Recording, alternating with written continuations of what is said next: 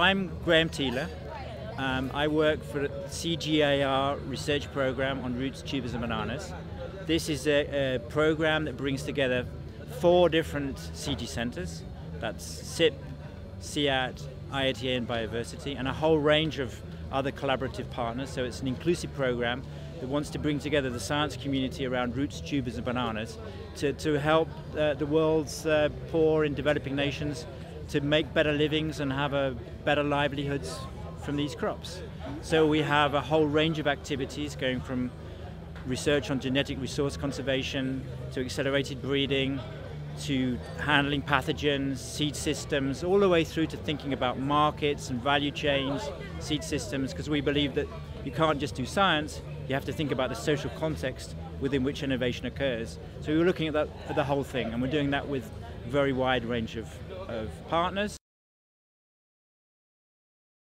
We have a really huge interest in Uganda because it's one of the countries in the world where you find so many of the roots, tubers and bananas together. You know, it's one of the world's biggest producers of sweet potatoes. Bananas is hugely important here, of course.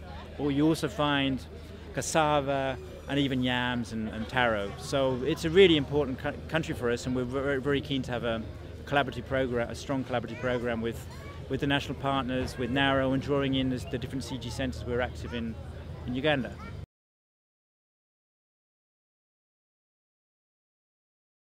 Some of the challenge, we have challenges, so people ask me, you know, roots, tubers and bananas, why are they all kind of mixed up together?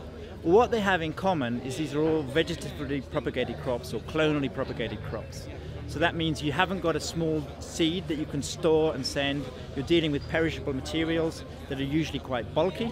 So you often have accumulation of viruses and pathogens within the seed itself.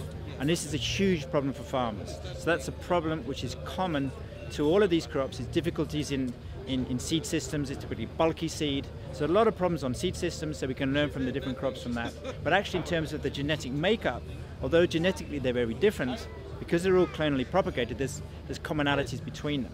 So they're all what's called heterozygous, which means there's a lot of different genes at different alleles across the genome. And they're also polyploid, so they have multiple sets, or some of them are polyploid, so they have more than 2 sets of chromosomes. So this makes breeding very difficult. When you breed, take 2 parents from out these crops and cross them, you get a huge amount of diversity, and it's very difficult to get back to something like the parents you started with. So there's big breeding challenges for these crops. And we see a particular interest in using some GM technologies, because that's a fast way around the difficult issues with the breeding, and there's some very difficult breeding challenges as well. There's some things which you just can't find naturally occurring sources of resistance. So there's the wilts within banana is typically one of the difficult problems that we have, where there's options for using a GM approach.